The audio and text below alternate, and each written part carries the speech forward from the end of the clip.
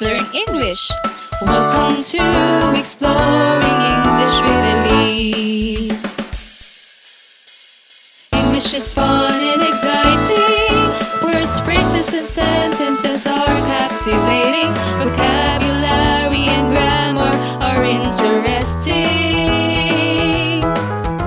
The universal language is amazing. Listen, speak, read and write. Know the language and use it right. Come along and join Eliz as she explores the world of English. Let us discover English. Recite poems and read stories. We will explore and learn together to make our lives better. Eliz is here, Eliz is here. Come on, kids, let's learn English. Welcome to Exploring English with Eliz.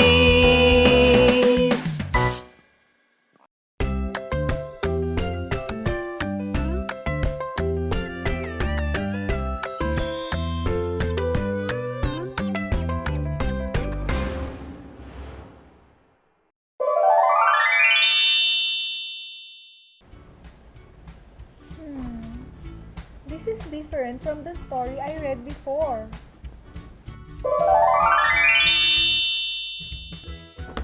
Hello, Eliz! Hey Gina, I'm happy you're back.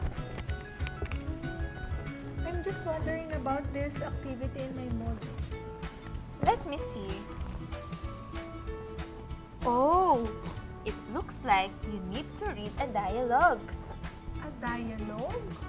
Yes, this is an example of a dialogue. Well, I really don't know what a dialogue is. By looking at this example, it's like a conversation. Yes, it's a conversation, but reading a dialogue requires appropriate expression for you to deliver the message effectively. So you must be aware of different kinds of sentence in it. Different kinds of sentences? Ooh, I would love to know the different kinds of sentences. Can we go to the magical world of English? Sure, Eliz. Now, hold my hand and close your eyes. I'm so excited, Gina. Let's go!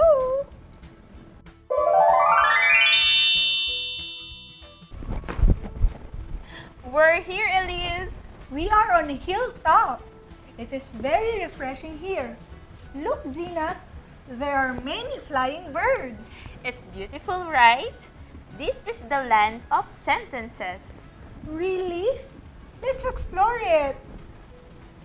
Hey, Gina, look, there is an owl flying towards us. Oh, teacher! The owl became teacher, Gina. Well, this place is really full of magic, right? Yes, it is. Hello there, Eliz and Gina. Hi, kids. I am Teacher Joy. Hello, teacher! I'm glad you're back here to join me.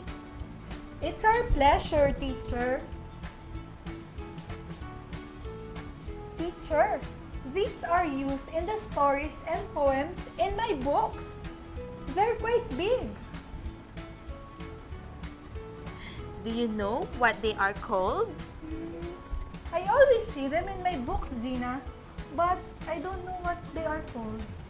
They are what we call punctuation marks. That is right. These are all punctuation marks. This is a period. That is an exclamation point. And that is a question mark. This will help us identify what kinds of sentences are used in a dialogue. Dialogue? That was also said by Gina a while ago.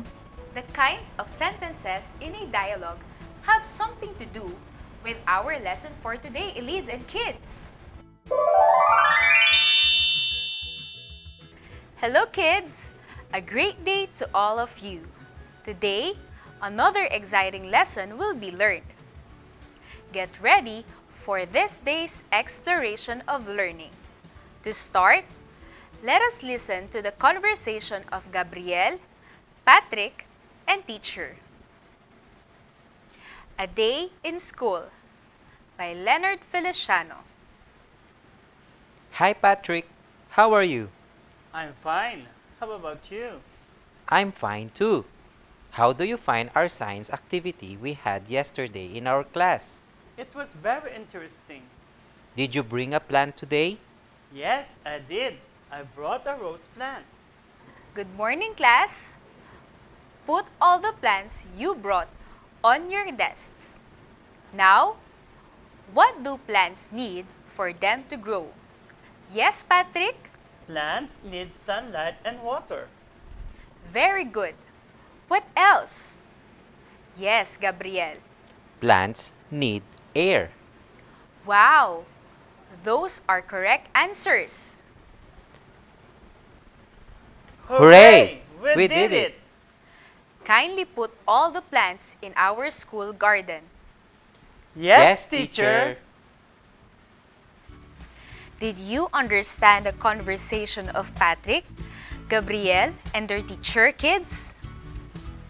Great! What are they talking about? Yes, they are talking about the plants they brought in their class. According to Patrick and Gabriel, what do plants need in order to grow? Awesome! The plants need sunlight, water, and air. Kids, this conversation of Patrick, Gabriel, and teacher is called a dialogue. What is a dialogue? A dialogue is a conversation of two or more persons that expresses their thoughts. It can be informative or just an opinion about a particular topic. Let's take a look at the conversation again.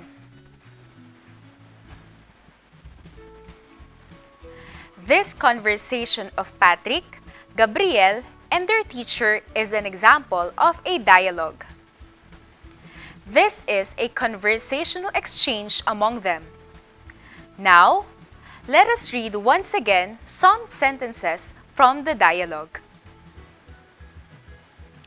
I brought a rose plant. Did you bring a plant today? Hooray! We did it!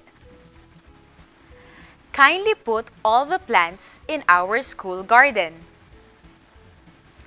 Put all the plants you brought on your desks.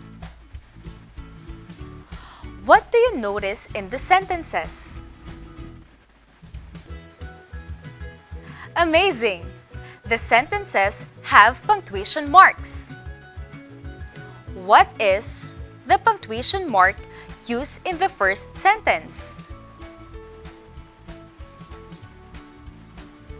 Great job! It is a period. What is the punctuation mark used in the second sentence? Amazing! It is a question mark. What is the punctuation mark used in the third sentence? Awesome! It is an exclamation point. What is the punctuation mark used in the fourth and fifth sentences? Incredible! It is a period again. Kids, the use of punctuation marks is very important. This helps us in identifying what kind of sentence is used or read. Now, let us talk about these sentences. I brought a rose plant. Patrick said this sentence in the dialogue. In this sentence, Patrick tells us an information that he brought a rose plant. This sentence is a declarative sentence. But what is a declarative sentence? A declarative sentence tells information about something or someone. This sentence ends with a period. Here are other examples of declarative sentences. Remember, these sentences tell information about something or someone. They end with a period. Princess is reading a storybook. Billy goes to the market. The tree has many fruits. Now, here's the next sentence. Did you bring a plant today? Gabriel asked this in the dialogue. This is a sentence in a question form. This is called an interrogative sentence. What is an interrogative sentence? An interrogative sentence asks about something or someone. This sentence ends with a question mark. Here are other examples of interrogative sentences. Remember, these sentences ask about something or someone. They end with a question mark. Welcome to Exploring English with Eliz. Welcome to Exploring English with Eliz. Do you like coffee? Where did you go? Who came to the party?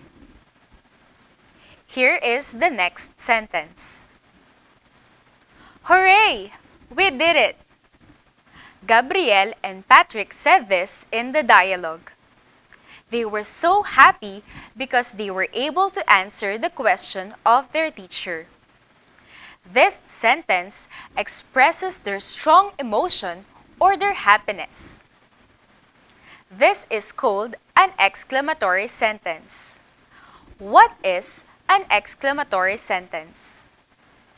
An exclamatory sentence expresses a strong feeling or emotion. This sentence ends with an exclamation point. Exclamatory sentences express happiness, fear, excitement, and others.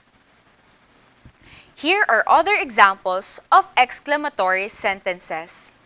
Remember, kids, these sentences express a strong feeling or emotion. They end with an exclamation point. Wow! You got the highest score!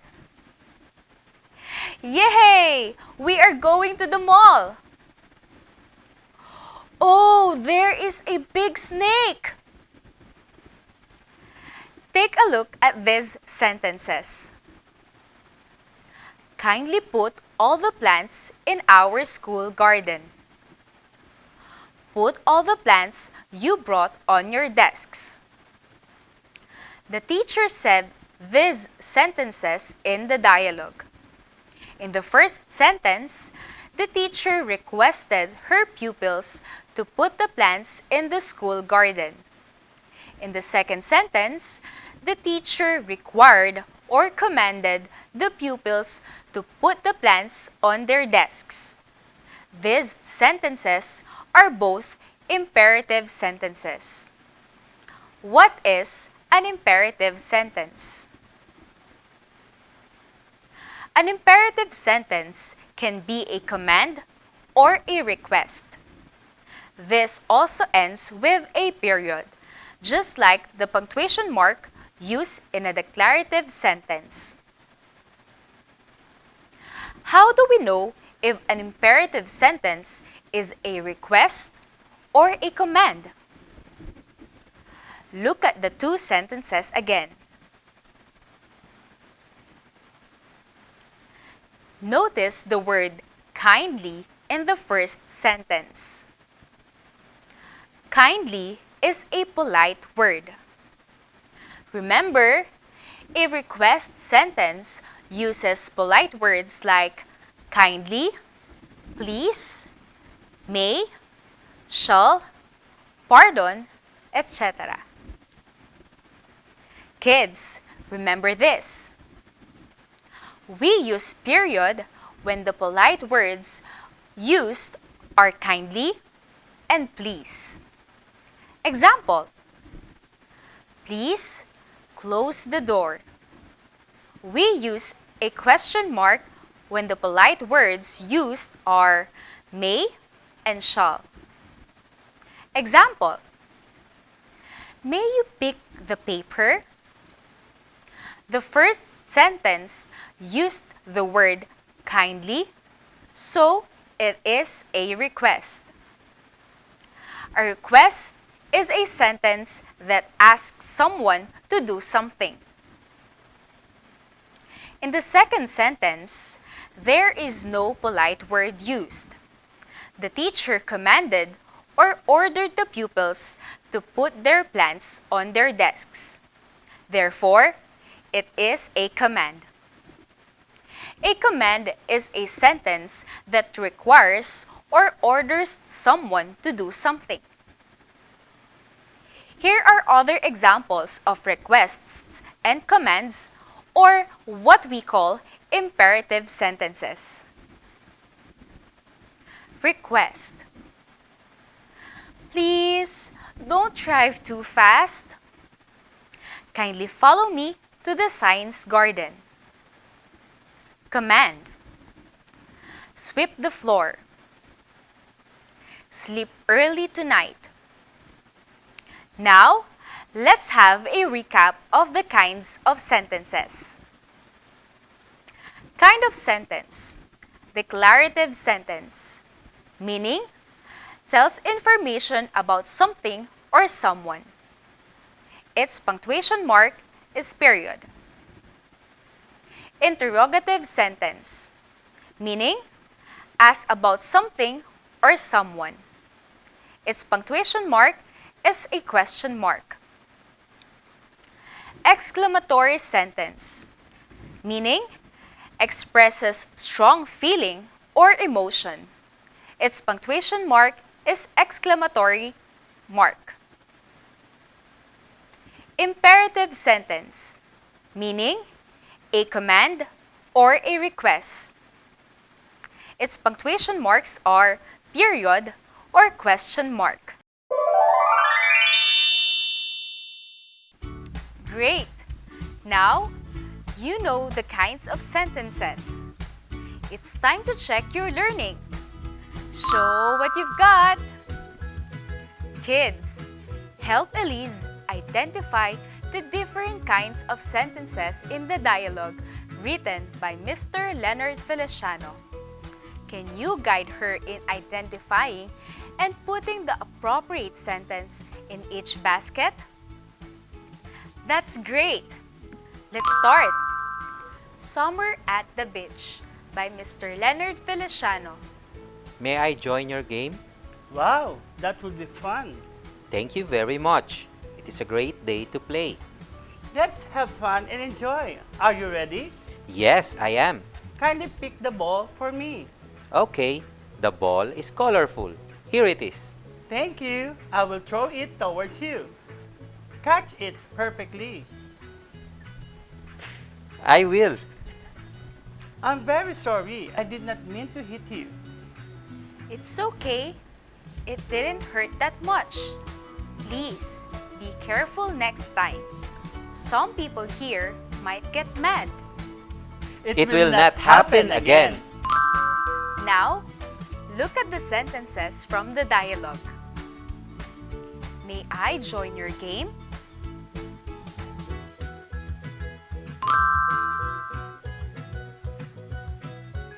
Wow, that would be fun!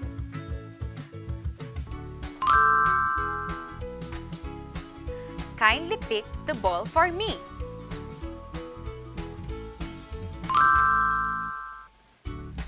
Are you ready?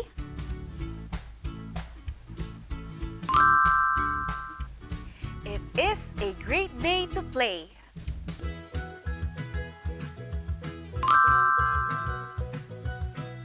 Catch it perfectly.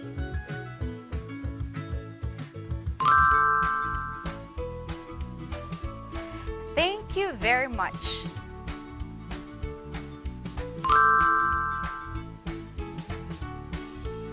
The ball is colorful.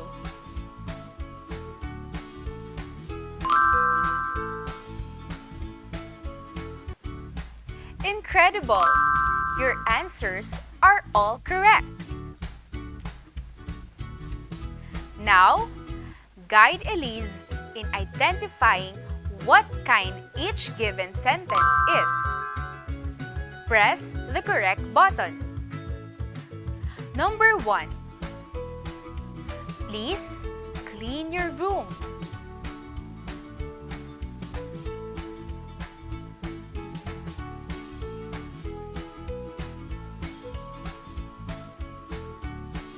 Amazing! It is an imperative sentence. Number 2. We won the poster making contest.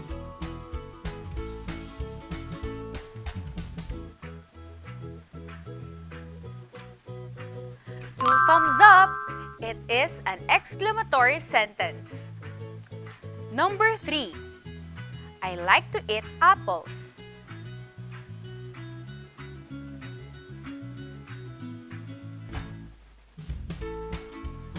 Excellent! It is a declarative sentence. Number 4. What is your name?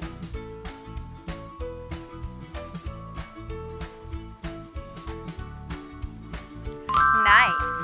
It is an interrogative sentence. Number 5. Erase the board.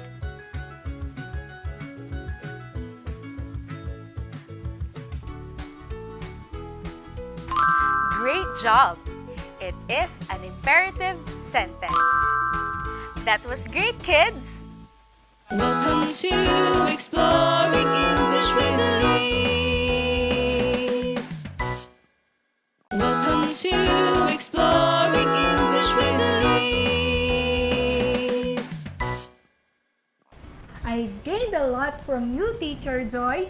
You explained the 4 different kinds of sentences so well. What are they, Eliz? They are declarative, interrogative, imperative, and exclamatory sentences. Very good, Eliz. You are a fast learner. What about dialogue? Can you define it? Yes, teacher. A dialogue is a conversation of 2 or more persons that expresses their thoughts. It can be informative or just an opinion about a particular topic. Nice!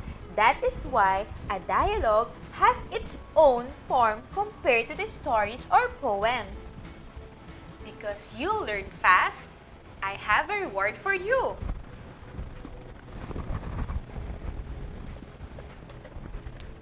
I know you love reading a lot. That's why I gave you a storybook.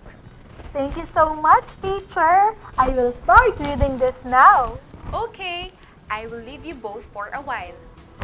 Bye, teacher.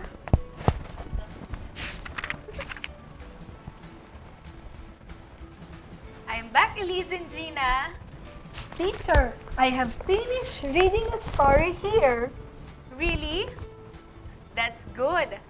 Let me see if you can remember the details in it. Eliz, that was noting details, remember? Yes, it is. Today, we will see if you learned something from your previous lesson. I will check your knowledge and skill in noting details.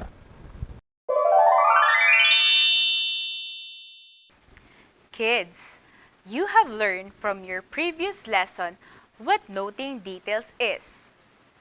Let's recall its meaning. Noting details is remembering the important details in a text read. An example of a text read is a story. For you to better understand a story, you have to remember the important details or what we call the elements of a story. Do you still remember what they are? Nice! The elements of the story are the title, characters, setting, and the plot. Let's talk about them once more. Number 1. Title. Meaning, what the story is all about. The title can refer to a particular person, thing, animal, place, or any idea that is being talked about in the story. Number 2. Characters. Persons or animals performing in the story. These are the persons or animals that are acting out in the story, making it exciting, entertaining, or inspiring. Number 3. Setting. Where and when the story took place. Usually, the setting can be read or seen in the beginning part of the story. Number 4. Plot. The events that happened in the story. The plot has a problem and solution. The problem is something that causes trouble for the characters. The solution tells how the problem in the story is solved. Now, let's see your skill in noting details. Look at the picture, kids. What can you say about the two girls? Yes, they are twins. Our story is about them. Today, let's read a story about the twins' love for each other and to other people. But before that, let's first have our word of the day. The word is dismay. Dismay means a feeling of unhappiness and disappointment. Now, join me in reading The Twin Sisters by Leonard C. Feliciano. Alicia and Louisa are sisters. They look very much alike. They are both 10 years old. They are of the same grade level. They go to school together. They live in the same house. Those are because they are twins. One evening at their house, the twin sisters were patiently waiting for their mother to come home. Alicia and Louisa were expecting to receive a gift from her. When mother got home, she was holding a cell phone box. They even got more excited with what they saw. But to the twins' dismay, their mother handed the new phone to their house helper. The twins got sad. Mother saw the frustration in her twins' eyes. Then, Mother talked to her children. She told them that the phone was given to their house helper so that they can easily contact her in times of need. Alicia and Louisa was enlightened and they realized that their house helper needed the cell phone more than them. Besides, they have their mother who loves them so much. After all, family is more important than any material thing. Did you like the story, children? Very good. Let us answer the questions below for me to see if you understood the story. Number 1. What is the title of this story? A. The Twin Sisters. B. The Twin Brothers. C. The twins. Great job! The correct answer is letter A. The title of the story is The Twin Sisters. Number 2. Who are the characters in the story? A. Anna, Martha, and Mother. B. Elisha, Lina, and Father. Or C. Elisha, Louisa, and Mother. Great job! The correct answer is letter C. The characters in the story are Elisha, Louisa, and Mother. Number 3. When and where did the story happen? A. One day at the mall. B. One evening at the twins' house. C. One afternoon at the park. Awesome! The correct answer is letter B. The story happened one evening at the twins' house. Number 4. What is the problem in the story? A. Mother got sad. B. Father got sad. Or C. The twins got sad. Incredible! The correct answer is letter C. The problem in the story is the twins got sad. Number 5. What is the solution in the story? A. Mother explained to them that the house helper needed the cell phone more. B. Elisha and Louisa went to the shopping mall. C. Mother bought Elisha and Louisa a new phone. Amazing! The correct answer is letter A. The solution in this story is Mother explained to them that the house helper needed the cell phone more. Incredible! You remembered the important details in this story. Let's try another one, children. Welcome to Exploring English with Eliz. Welcome to Exploring English with Eliz. Don't forget to remember the important details. Listen carefully. Best of Friends by Monica Joy M. Maglaki. One day at the farm, Janor and his pet dog, Jokas, were playing a ball. They were also running together while laughing happily. After a while, Janor suddenly shouted, "Ouch!" Janor screamed.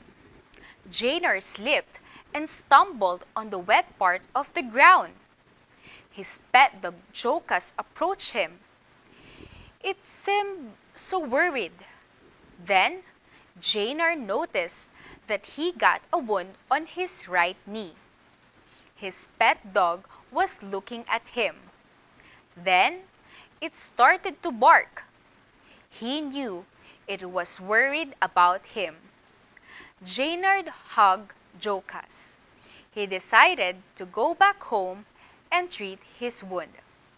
He slowly stood up and went home together. Do you also have a pet dog like Janor? What name did you give it? Wow! That was a nice name. Now, let's see if you remember the important details in the story Best of Friends. It's another round of Show What You've Got. Number 1. What is the title of the story? A. My Pet Dog. B. Jokas Love. C. Best of Friends. Great job! The correct answer is letter C. The title of the story is Best of Friends. Number 2. Who are the characters in the story? A. Janar and Friends. B. Jokas and the Cat. C. Janar and Jokas. Great job! The correct answer is letter C. The characters in the story are Janar and Jokas. Number 3. When and where did the story happen? A. One day at the farm. B. Last night in the house. C. Yesterday at school. Awesome!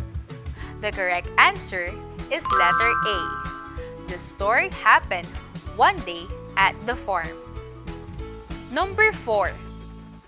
What is the problem in the story? A. Jokas got wound on his leg. B. Janar got a wound on his knee. C. Janar and Jokas lost their way in the farm. Incredible!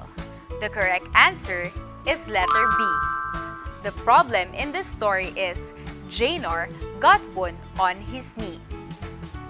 Number 5. What is the solution in the story? A. Janar decided to go home and treat his wound. B. Janar covered his wound with a cloth. C. Jokas looked for medicine. Amazing! The correct answer is letter A. The solution in the story is Janar decided to go home and treat his wound. That was fantastic! You have answered all the questions correctly. This time, identify the correct elements of a story being described. The jumbled letters in the bottle are your clues. Help Eliz unscramble them to form the word. Are you ready? Nice! Show what you've got. Number 1. It tells where and when the story took place.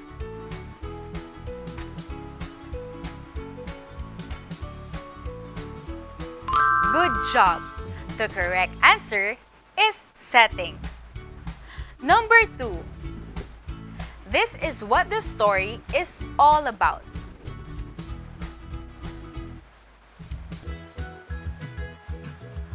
Nice work!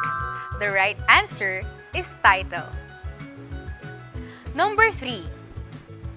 It is something that causes trouble for the characters.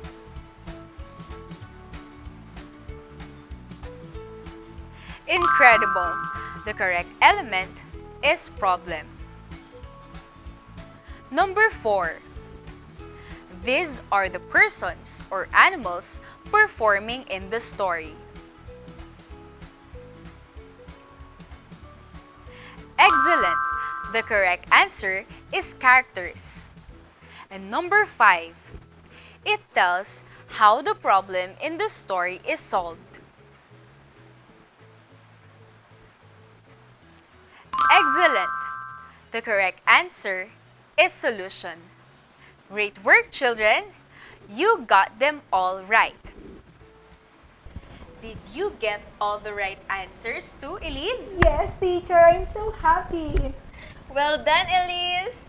Teacher, thank you so much for this awesome day of learning. I enjoyed so much.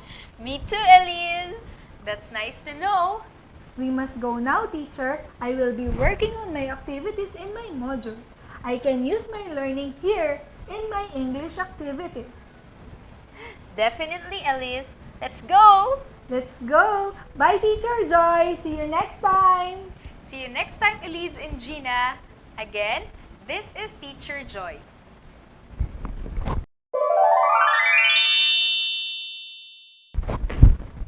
We're back, Eliz.